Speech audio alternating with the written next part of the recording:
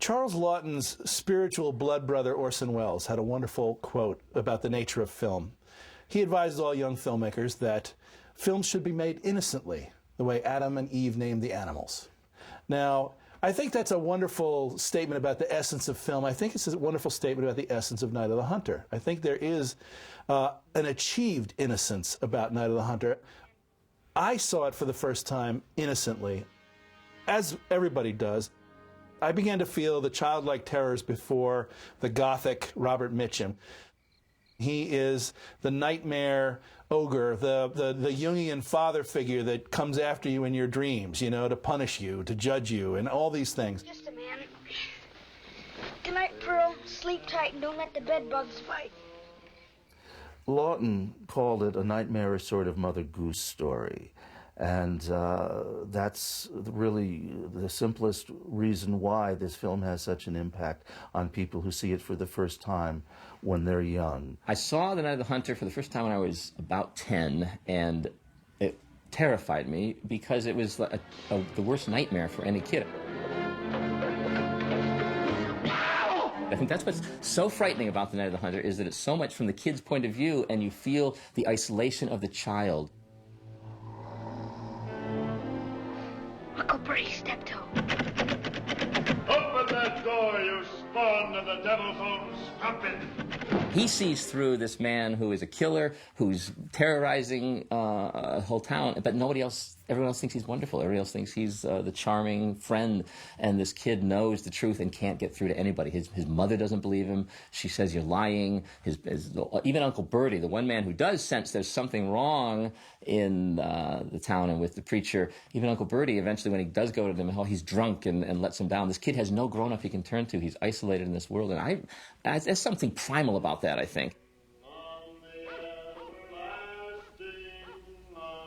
And then the fact that he's so relentless, I couldn't get over the fact that he just appeared almost like a supernatural being in the distance. That scene where the young boy's looking out of the hayloft and thinks everything's fine, he's gotten away from him, and then he hears that song, leaning, and that prayer becomes this sound of terror, and he said, don't he never sleep?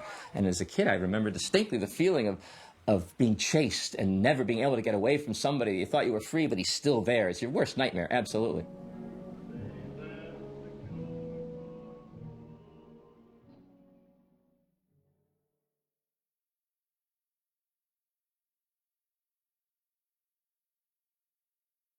There was this TV at the bar in the Ed Sullivan Show, and Ed was introducing Charles Laughton, and it was going to be the Meshach, Ashach, and Abednego from the Book of Daniel.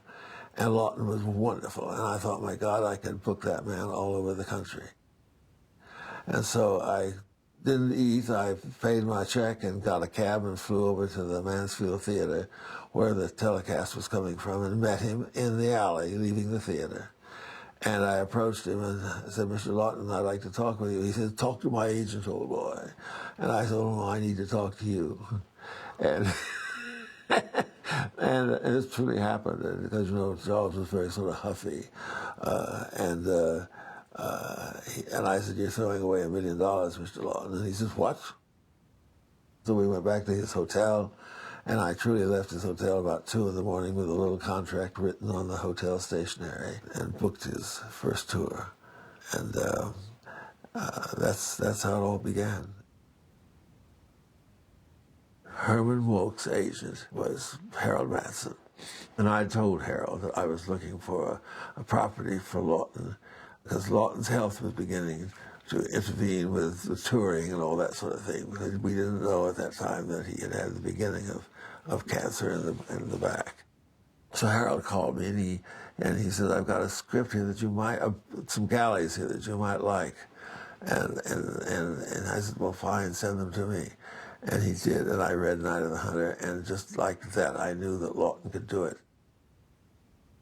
When Charles first read this thing and decided that we might proceed on this, he called me up one morning, at 1 o'clock in the morning. He said, oh boy, I've had a great idea. And I said, what, Charlie? He said, I'm going to play the preacher, because I nearly dropped the phone, because I knew I couldn't. I said, well, Charlie, we can never get a deal to make this picture with you playing the preacher. Oh, I'm not so sure about that, blah, blah, blah. And so we kicked that around for a couple of days. And one day I said to him, I said, well, you know who would be wonderful as the preacher, Charles, is Laurence Olivier. Oh, my God, he went into an absolute stampede of objection that, it would never work. He would never let me direct him with my directing him. Oh, no, blah, blah, blah. I sent the thing to Olivier, and Olivier was crazy about it. And would have done it if we could have waited 2 years, but we couldn't wait 2 years. And Mitchum was doing something he was set to do, Not as a Stranger, I think it was, for Stanley Kramer. And so he wasn't really in the picture much. And then one day, I was talking with Lawton and I were talking about it. We hadn't got a deal set yet. And Lawton said, how would you think of, what would you think of Mitchum? I said, well, he's so obvious as an evil character that he'd probably play it very well. So Lawton sent him the script, and right away Mitchum was interested, and that was the setup for Night of the Hunter.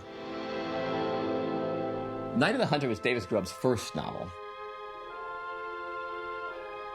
Charles Lawton got in touch with Davis Grubb immediately after he decided he was going to do the film. And he got on the phone, called him up in Philadelphia, where Grubb was working in an ad agency. And Grubb said, I always remembered what he said to me. He said, "My God, man, who are your masters?"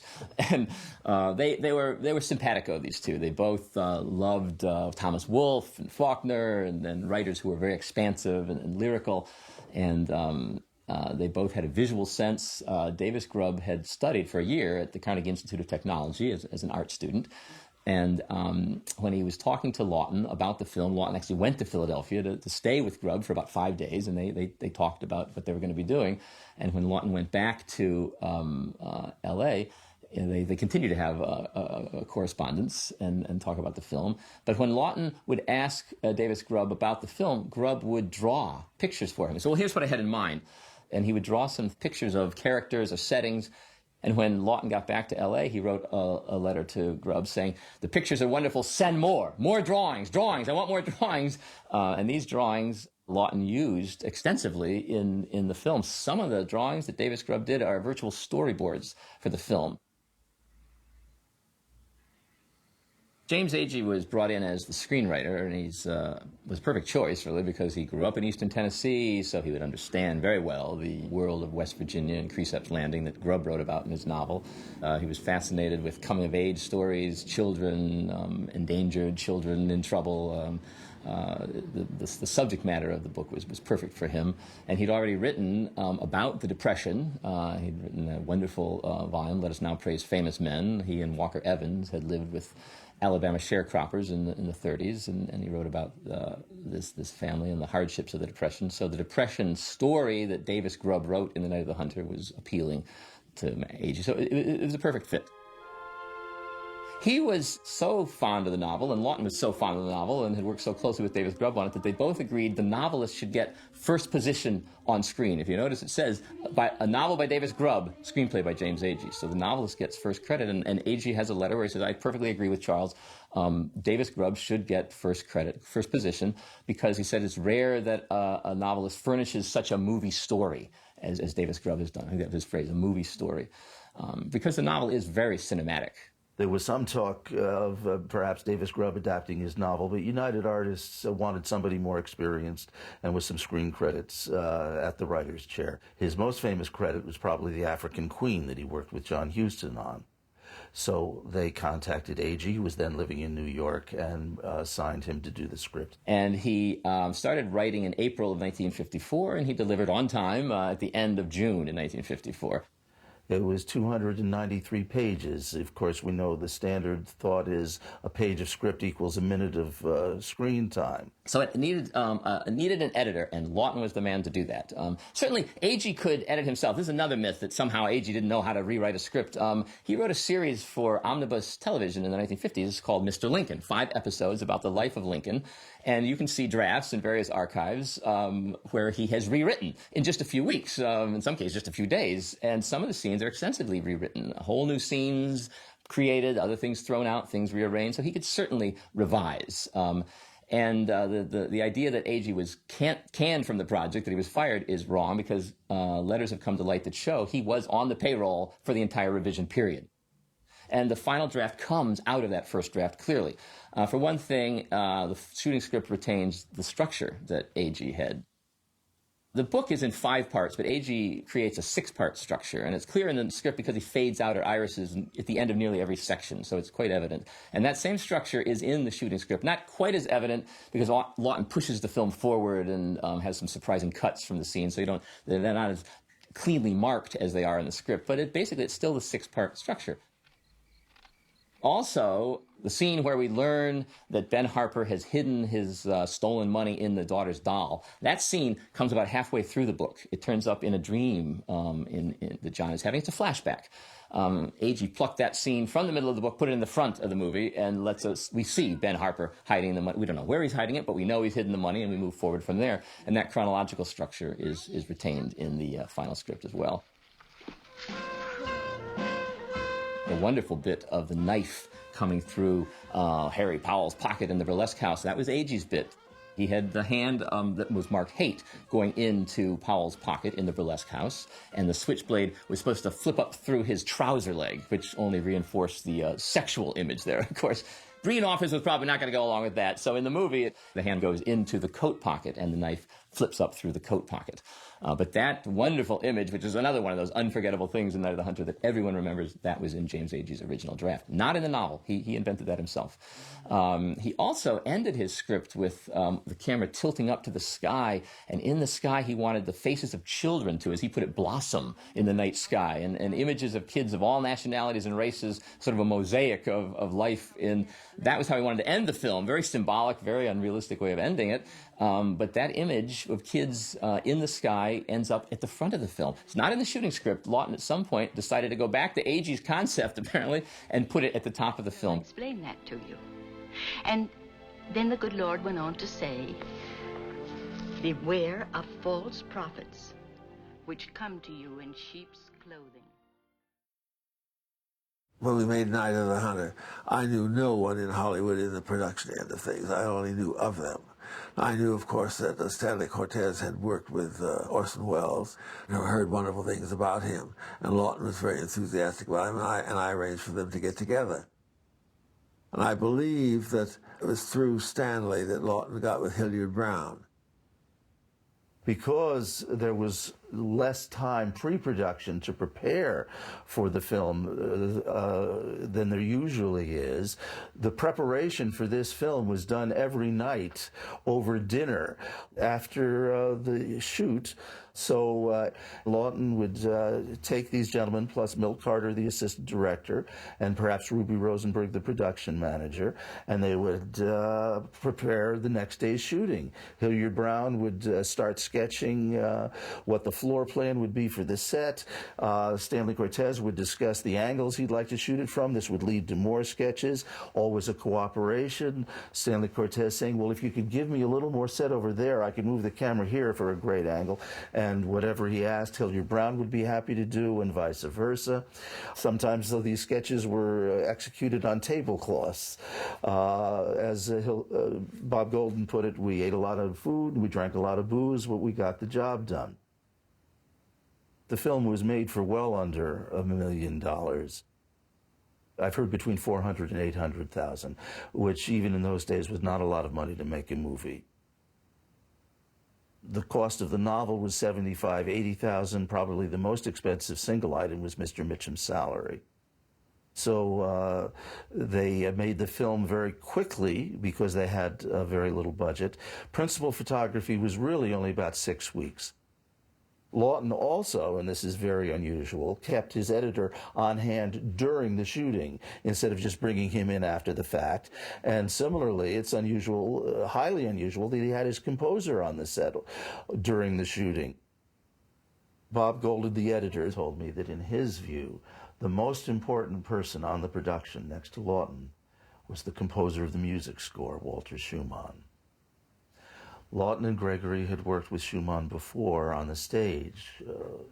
Schumann had written a beautiful a cappella chorus for John Brown's Body. They sometimes sang folk songs, and sometimes they were like a vocal orchestra, and sometimes they would be like a Greek chorus, speaking some of Stephen Vincent Benet's poetry.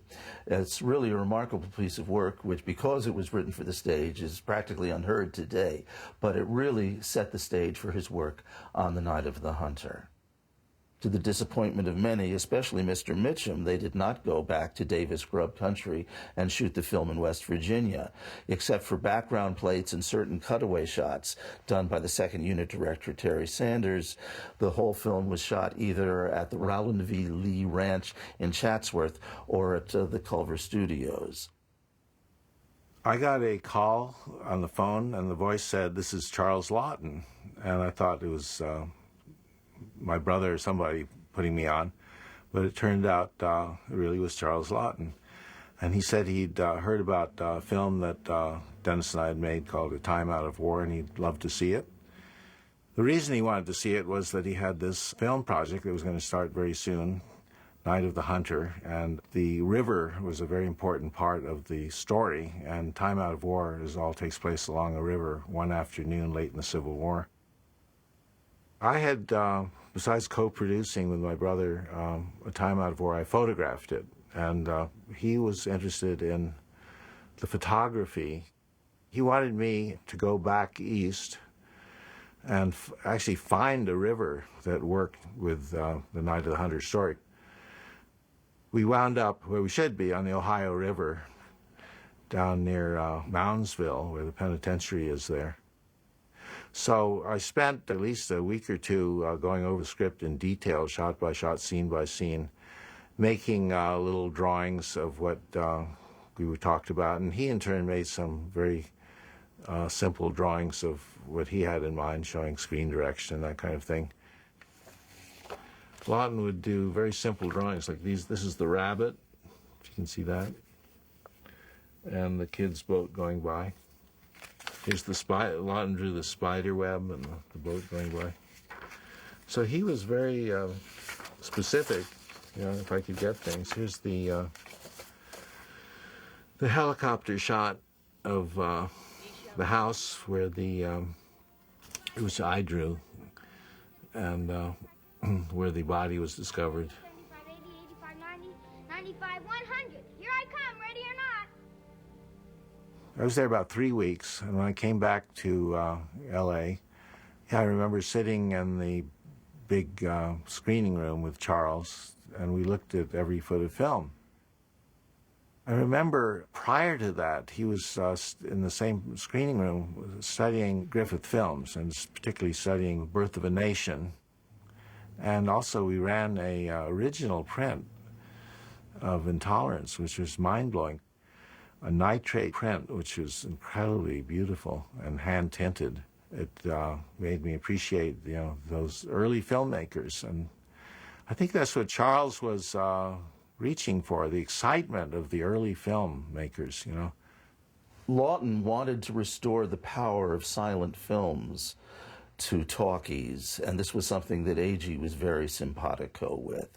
As Laughton told Lillian Gish, I remember when I'd see the Griffith movies, everybody was leaning forward in their chair, anxious to see what's happening. I go to the movies now, and people are just sitting back, eating their popcorn. I want to grab them by the scruff of the neck and have them sitting forward again.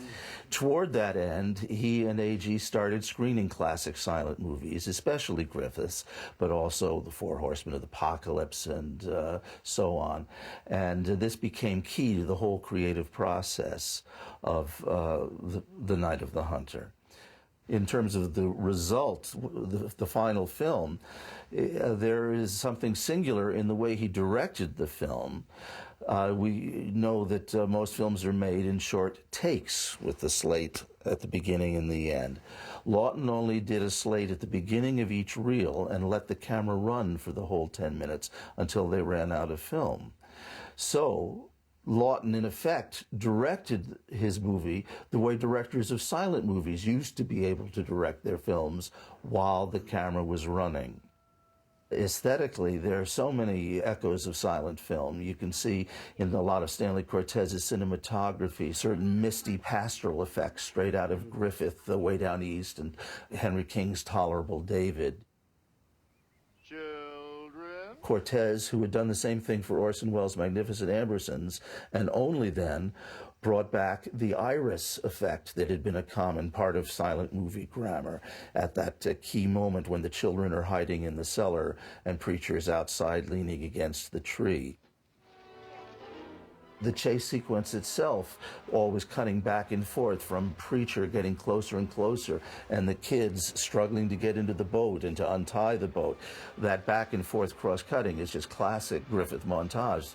And of course, that was the moment where Lawton most wanted to have the power of silent movies.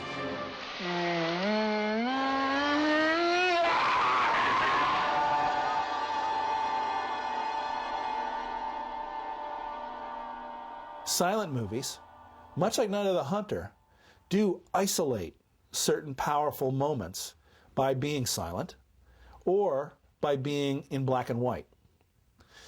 You know, we've joked, you know, are they going to colorize Night of the Hunter? Please, God, no, never. You know, because black and white is actually part of the fundamental production value and atmospheric projection of this film, as vital as the music. I mean, here's where Stanley Cortez's contribution is reinforced. I could not see the picture done in color. You know, that at United Artists, it'll gross much more money if it was done in color. And I said, no, that's the one thing I think I didn't know enough about. I said, no, I think it's a black and white picture. And Lawton did too. Lawton was very happy that it wasn't to be in color.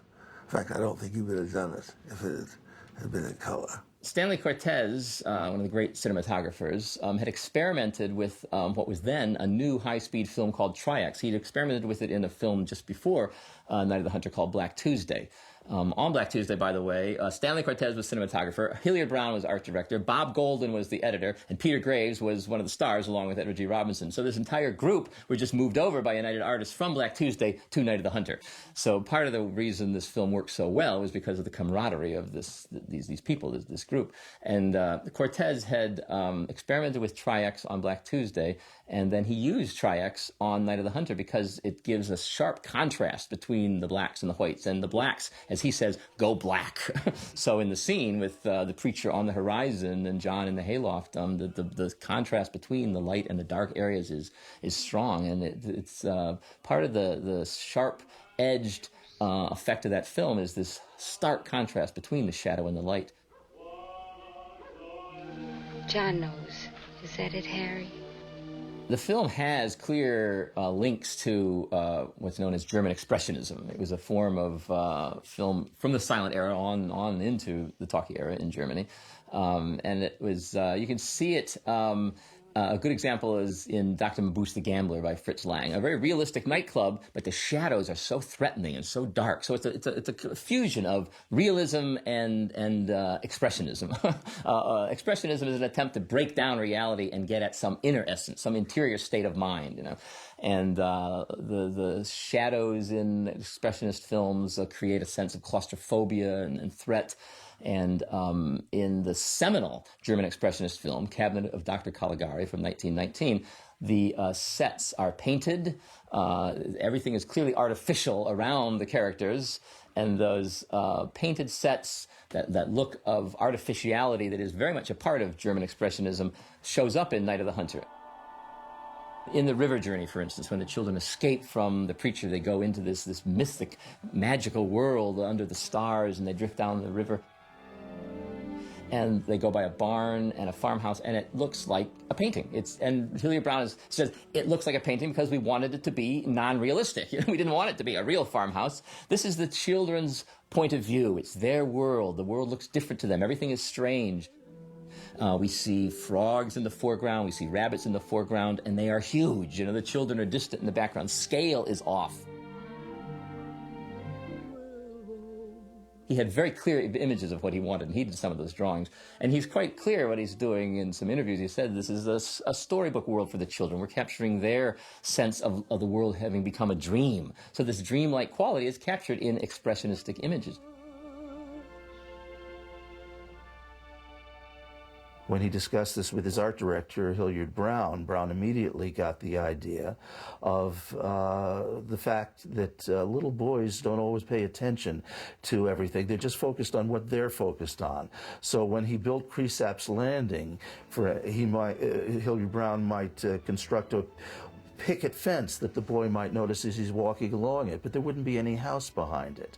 Later on in the town sequence, he would put up a lot of neon lights that didn't really have any connection to any particular store, you know, saying Coca-Cola or something like that. This in turn led to a lot of the minimal sets that we see in the picture. The chapel-like set for the bedroom where Willa has her last night and Preacher sacrifices her in an almost ritualistic fashion. That was just a backdrop. There was no set besides the backdrop and the bed. And that is a contrast to very realistic scenes that Lawton is creating in Rachel Cooper's farm, for instance, very pastoral scenes. And those are all influenced by D.W. Griffith. The influence of Griffith can't really be overstated for this film, it would seem. The film, part of the split in the film, is partly realistic, it's partly expressionistic, it's partly light, it's partly dark. And the acting in the film also splits into two camps. You know, there's the exaggerated, broad characters like Robert Mitchum himself, who is playing this preacher in very broad strokes. Evelyn Varden, who plays Icy Spoon in a broad way, and Peter Graves, who's understated. There's Don Beto, who plays an understated part. James Gleason plays his role understated. And, of course, ultimately, Lillian Gish, very restrained, very understated, and she is the contrast to the extravagant, over-the-top Robert Mitchum. Simon Cowell has some fascinating comments on it as Brechtian acting, which the writer Martin Estlund says, Brechtian acting is acting in quotation marks. And that is exactly what Mitchum is doing. I'm playing the part of this role, and Harry Powell is playing the part of it. And you can see the levels of playing and consciously looking at oneself as an actor. And that is very much what Lawton did. Cowell talks about Lawton also as a Brechtian actor. And Brecht loved Charles Lawton's acting. And Bertolt Brecht and Charles Lawton worked together. Lawton helped him rework his play Galileo. So Brecht and Lawton were great friends, were very close, and Lawton's performances are very often performances that are sort of watching him perform. And that heightened quality that Charles Lawton brought to his parts just seemed to have been absorbed by Mitchum. Charles Lawton wanted Robert Mitchum for the role, partly because of his sexual persona. He felt that this would be an energy that would be great for the preacher and would add to the hypocritical nature of the man and help his charisma. Davis Grubb, the author, was a little worried about Mitchum as this sex symbol, and Lawton told him, if you're going to sell God, Davis, you have to be sexy. So he wanted Mitchum exactly for that quality of sexual power. There's a shot in the film of a train charging across the screen. Icy Spoon says to Willa, you need a man, and this train comes, and the preacher's theme comes in, dun, dun, dun, dun.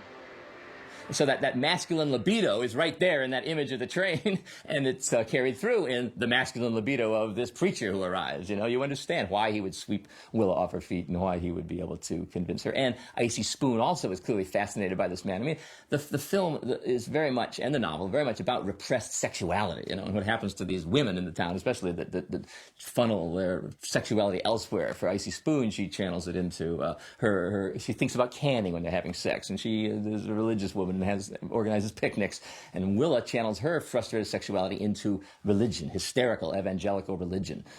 So the religious aspect and the sexual aspect, the fusion of the two, were very important to Lawton, and Mitchum is a big part of that. Preacher was a coveted role, but so was Willa. Agnes Moorehead, who had worked with Lawton, dearly would have loved to have done the part. Grace Kelly was after the part. In terms of Mitchum's offbeat casting, it's interesting that at one point Paul Gregory wanted to cast a musical comedy queen, even though she was long past the musical heyday, Betty Grable.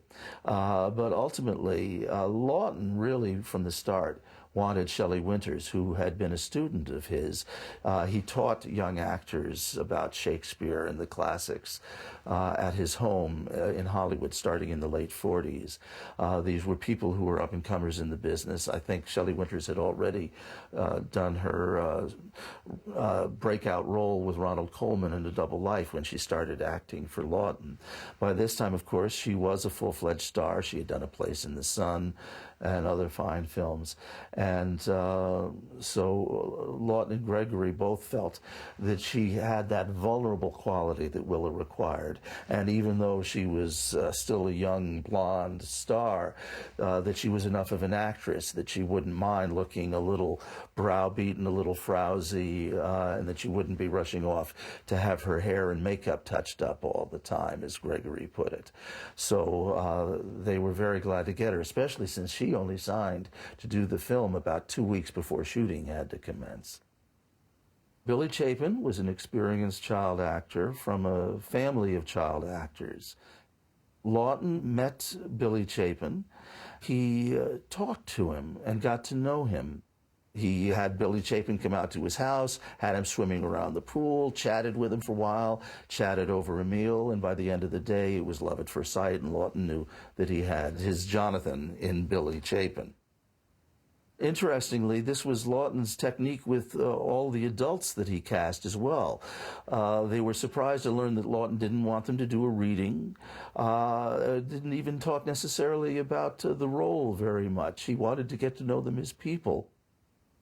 Sally Jane Bruce was only 4 or 5 years old, but already she had sung with an orchestra as a contest winner. I think she had a relative who was a big band singer, so she had somewhat theatrical background too. Paul Gregory and Charles Lawton had a lot of discussions about who should play the farm woman. At one point, they were thinking of Louise Fazenda, who had been an early star of films, was then married to Hal Wallace. They thought of Jane Darwell, who had played Ma Jode in Grapes of Wrath. Lawton said that he felt that the role required somebody who was bird-like. Paul Gregory said, well, what about Lillian Gish? And Lawton said, oh, you'll never get her, old man. She was too much of a purist, and she hadn't made a film since Duel in the Sun, and it was generally felt that she was not very happy with the general state of the movie business in those days. But at the same time, of course, Lawton realized that if he could get her, he would have a flesh and blood and very aesthetic connection to Griffith and the silent era. So Lawton called her one day after he had been at the Museum of Modern Art with Agee looking at Griffith pictures. In fact, he'd been running the pictures for weeks, and Lillian Gish had heard about that, didn't know why Lawton was doing that. And then he called her and told her about The Night of the Hunter. And he said, I'd like to come over and talk to you about a role in the film. And she was very happy to accept.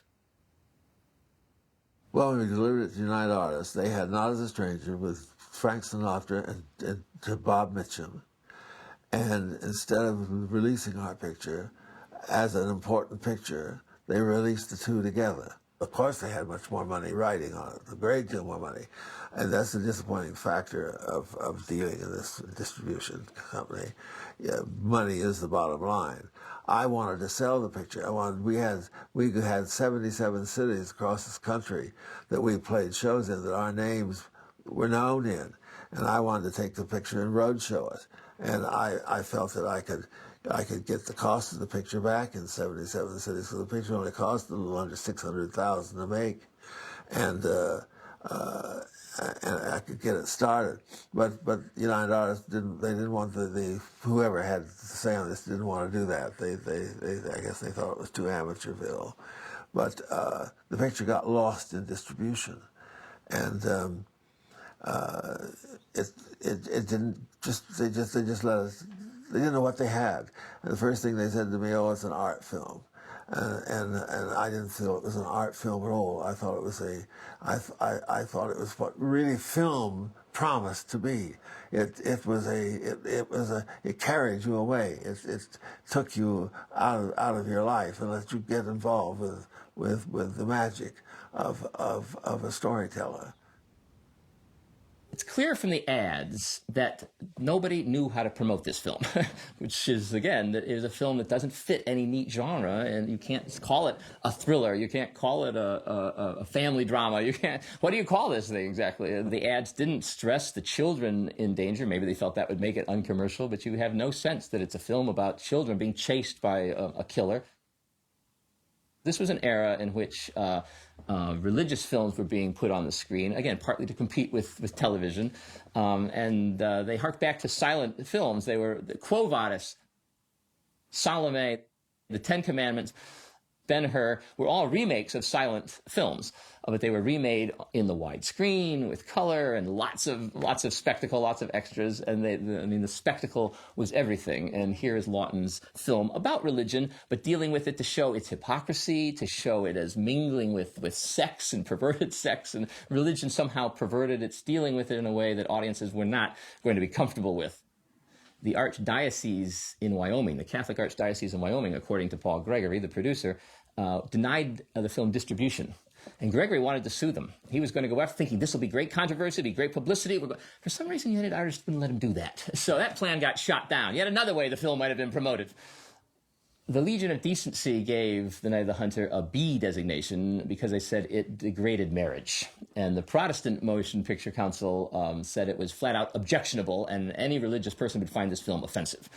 And it was actually banned in Memphis. The Night of the Hunter came into its own gradually. It took a while. It was first something of a cult film. A small group had latched onto it and saw it as this wonderful thing, and it was identified as a cult film.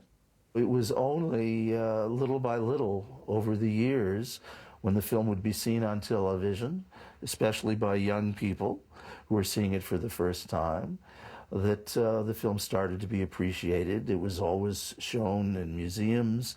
Revival houses started showing it more and more often, and eventually people took a second look at it. In the 70s, as film criticism, film scholarship began to blossom, a lot of articles got written about The Night of the Hunter and brought it to the attention of an audience, and it began to play more and more on revival circuits in repertory houses. And in 1992, the Library of Congress put it on its National Film Registry. By that time, it was established as a classic. The minute it gets onto the National Film Registry, it's noticed as a film of importance to American cinema. Although it got mixed reviews, it's safe to say at the time. Some people really did catch on to what Lawton was after, and other people just had no conception of what was going on. It's been much more uniform over the years that now people who write about it critically in retrospect recognize it as a classic, which is what it is.